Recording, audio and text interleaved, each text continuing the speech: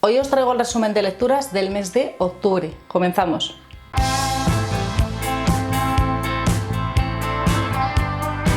Hola a todos, ¿qué tal? Bienvenidos un día más a la pecera. Hoy os traigo el resumen de lecturas del mes de octubre, que fueron un total de 10 libros y cuarto. De los 10 libros en este vídeo vais a ver 5 porque sería un vídeo larguísimo subirlo todo en un solo vídeo. Entonces os voy a contar solo la primera parte del mes de octubre, 5 libros, para poder hablaros un poquito más de cada uno de ellos. Y en el vídeo de la semana que viene os traigo la segunda parte del mes de octubre. Así que para no tardar mucho más, pues vamos a comenzar. Durante el mes de octubre hice 2 iniciativas que fueron Leo Autoras Odd, que las llevo realizando ya durante 3 años y os dejaré el enlace al vídeo de hace 2 años donde explico todas las iniciativas que hay de leer autoras en octubre. Y también hice el Victober. Vamos a comenzar por el primero que terminé dentro del mes de octubre. Se trata de El silencio de la ciudad blanca de Eva García Sáenz de Urturi, creo que se llama la escritora. En esta ocasión tenemos a un protagonista que se llama Tasio Ortiz de no sé, de algo, porque los apellidos de este libro son un poco largos, que es un arqueólogo condenado por los asesinatos ocurridos en Vitoria hace ya 20 años. Justo cuando va a recibir el primer permiso penitenciario se cometen 2 asesinatos junto a la catedral de la ciudad. Aparecen muertos 2 jóvenes por picaduras de abeja en la garganta en un escenario un poquito singular. Poco después de estos 2 asesinatos aparece otra pareja asesinada junto a otro edificio histórico, pues de manera que parece todo como una especie como de ritual. Estos asesinatos se van produciendo sucesivamente y se van produciendo además asesinatos por parejas y los cadáveres aparecen en unos lugares muy emblemáticos de Vitoria. Los encargados de descubrir al asesino son los inspectores Estíbaliz Ruiz de algo también, es que todos los apellidos son compuestos en este libro, y Unai López de Ayala. Y luego tenemos también a la subcomisaria Alba Díaz de Salvatierra, creo que se llama esta subcomisaria.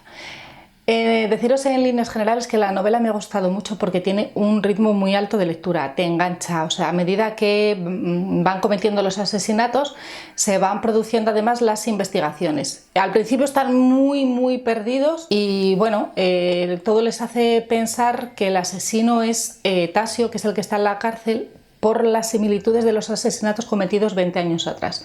O sea, tienen paralelismos unos asesinatos con otros, pero claro, están bastante perdidos porque el asesino pues está en la cárcel. Entonces no saben cómo vuelve a matar una persona que está en la cárcel, cómo lo puede hacer. Entonces se produce ahí toda la investigación. Deciros que la narración y el ritmo de la novela me han gustado muchísimo, me ha tenido muy enganchada hasta el final y quizás el final, no el final en sí porque tiene un final muy concreto, pero un detalle del final, bueno, pues es un poquito lo que me ha fallado para mí la novela, es un poco inverosímil, pero el resto de la novela está genial. El problema que tiene esta novela no es la novela en sí, sino que cuando tú la lees y has leído antes la trilogía del Baztán, pues las comparaciones van a ser inevitables.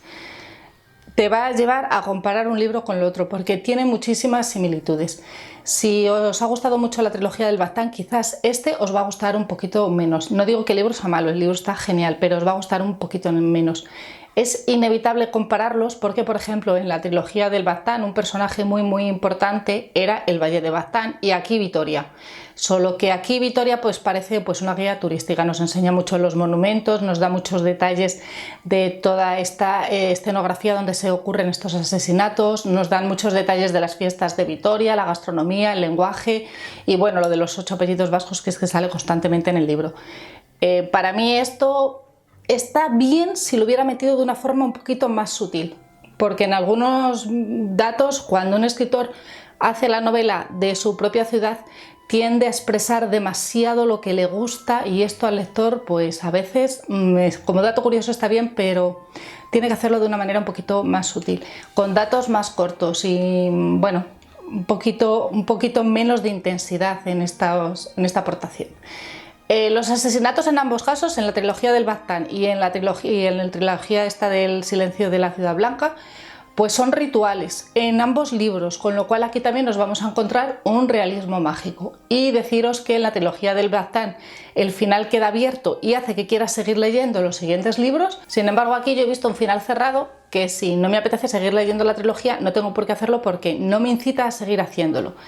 Si me vais a preguntar por la película, que si la he visto, pues seguramente que no la vea porque hay algo muy característico de los personajes principales de la novela que no os puedo decir porque es que es un dato fundamental de la novela y os haría un gran spoiler.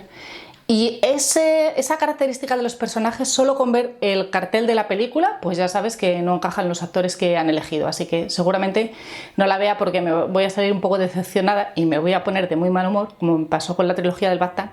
Así que seguramente no vea la película. La siguiente novela que leí fue esta de George Eliot, El velo alzado. Deciros que me gustó muchísimo, pero me gustó mucho después de dejarla reposar unos días. No os voy a contar nada de esta novela, bueno, de este relato, porque es muy corto y cualquier dato que os pueda dar, pues os voy a arruinar la historia. Entonces no os voy a contar absolutamente nada de lo que es la trama. Solo deciros que los personajes no me gustaron absolutamente nada, no empaticé con ellos, me resultaron fríos, mezquinos, muy interesados, todos los personajes, incluso los personajes secundarios.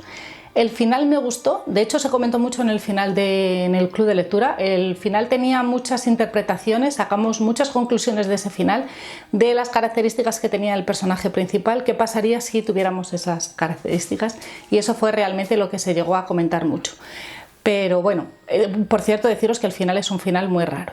Y deciros que la narración, la escritura, el estilo de esta escritora, pues te va a llevar por donde quiere y la autora es maravillosa. Por cierto, deciros que George Eliot es el seudónimo de Mary Ann Evans. Y bueno, yo os recomiendo mucho esta novela porque es cortita y se lee en un plis plas, no tardáis nada en leerla. El tercer libro que leí fue el de Help Me de Marianne Power. Esta novela tiene ya reseña en el canal, que os dejo por algún lado de la pantalla el enlace al vídeo para que podáis verlo. Y os voy a contar de una manera muy breve en qué consiste esta novela. La protagonista tiene un resacón de muerte un día. Ella decide que a partir de enero va a empezar un libro cada mes y además va a poner en práctica todo lo que en esos libros que va leyendo se va contando. A lo largo de la novela nos lleva a conocer los grandes libros de la autoayuda, de los grandes gurús, y bueno, a mí me resultó esta novela muy divertida, es muy entretenida, tiene curiosidades de lo que queremos cuando leemos estos libros y donde son capaces de llevarnos estas lecturas, lo que somos capaces de hacer con estos libros que leemos y que por dónde nos va a llevar. Y bueno, os recomiendo mucho este libro, es divertidísimo y además os dejo el enlace al link para que vayáis a verlo por si queréis saber un poquito más de esta novela. El siguiente libro que leí fue este, Ferox, serás leyenda, de Olivia Sterling. Os voy a contar un pelín el argumento de esta novela. En esta novela el personaje principal es Micaela y su padre Matías Nueve Dedos, que viven en el bosque, están ajenos a toda la civilización, están escondidos en el año 1000 en España. Ella sabe por boca de su padre que un hombre muy malo la persigue y sabe que en algún momento va a aparecer. Bueno, el temor de su padre es que se cumpla este pronóstico y que tengan que huir. ¿Qué pasa? Que efectivamente aparece este señor en el bosque y huyen los dos porque no pueden coger a Micaela. En esta huida Micaela pues va a emprender un viaje donde tiene que buscar las respuestas que su padre no le dio. ¿Por quién es este señor que la persigue? ¿Por qué la persigue? ¿Por qué están escondidos en el bosque? ¿Cuál es su pasado? ¿Cuál es el pasado de su padre? ¿Y qué tienen que ver en toda esta situación la playa de las mujeres? Que es un lugar en el que se menciona en el libro al comienzo de la novela. Esta es una novela muy entretenida, con una buena ambientación, como os he comentado antes, está situada en España en el año 1000, tiene una gran calidad narrativa y tiene unos personajes secundarios que actúan de manera paralela pero en una sola historia.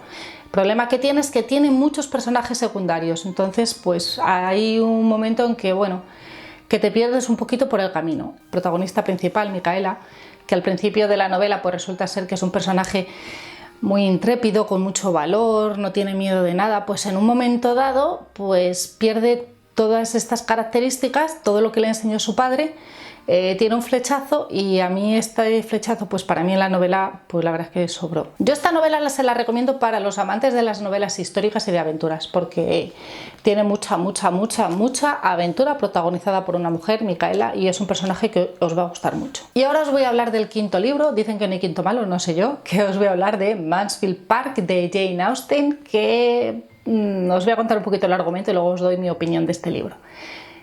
La protagonista de este libro es Fanny, que es una niña que es hija de una familia numerosa que acaban viviendo en casa de sus tíos ricos junto a todos sus primos, que son 4, 2 chicos y 2 chicas, y que como ella es inferior y ellos son ricos, pues a cada momento se lo van a hacer saber. Entonces esta niña se dedica más bien a hacer de dama de compañía de su tía que a participar en todos los juegos o todas las actividades que tienen sus primos. Y bueno, hay uno de sus primos pues que la tiene en gran estima y que bueno, ve esta diferencia y el trato que le dan sus hermanos, y bueno, como que la coge un poquito mejor.